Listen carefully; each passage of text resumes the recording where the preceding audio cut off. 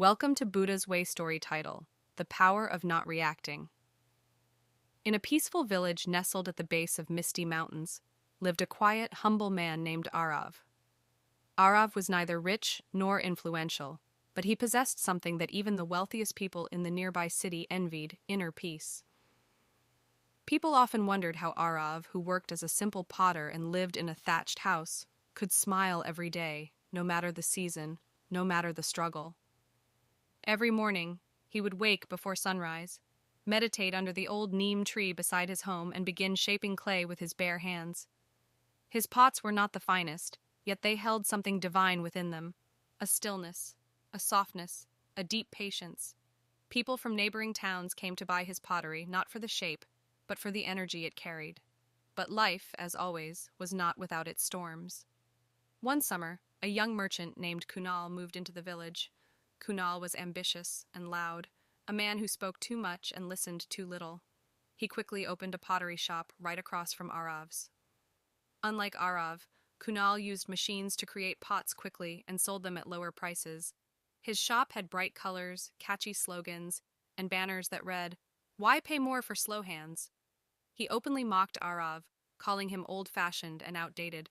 "This village needs speed and modern ideas," Kunal would say loudly to customers while looking at Arav. But Arav never replied. He simply smiled, bowed his head gently, and returned to his work. Kunal grew more aggressive. One day, he stood in front of Arav's shop and shouted, "This man is a fool! Who buys from someone who doesn't even speak up for himself?" He even encouraged some boys to throw stones at Arav's pots. The villagers were shocked. They expected Arav to explode with anger, but he didn't. He picked up the broken pieces, sighed softly, and said only one thing: "Even broken clay returns to the earth." News of Arav's calm nature spread beyond the village. A few monks from a faraway monastery came to meet him. "You live like the Buddha," one of them said.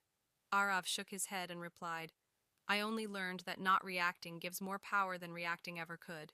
When we react, we surrender control. When we observe, we remain the master." One day, Kunal's business hit trouble. His pots began cracking, customers complained, and his machine broke down during the monsoon. One by one, people stopped visiting his shop.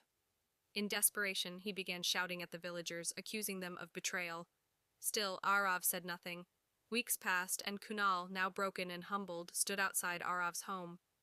"Why didn't you ever fight back?" he asked, voice trembling. "I ruined your pots, insulted your name, stole your customers. Why didn't you retaliate?" Arav looked at him with calm eyes and said, "Because you were not my enemy. My anger was. My reaction was. If I had reacted, I would have become like you were, consumed by fire. I chose to be water instead." Kunal broke down into tears and fell to his knees. From that day on, Arav helped Kunal rebuild, not just his shop, but also his soul. They began working together, with Arav teaching him the art of patience and presence. Kunal learned that a man's true strength lies not in how loud he is, but how silent he can be when provoked. Years later, when both their shops became famous, a traveler asked them the secret behind their success. Kunal smiled and pointed to Arav.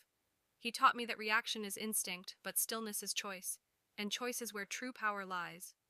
As Arav aged, he passed down his teachings not through lectures, but through presence. His final words before he left the world were carved into a wooden board at the village entrance. "You cannot control others. You can only master yourself." And that is enough. Please like, share, comment, and subscribe to Buddha's Way.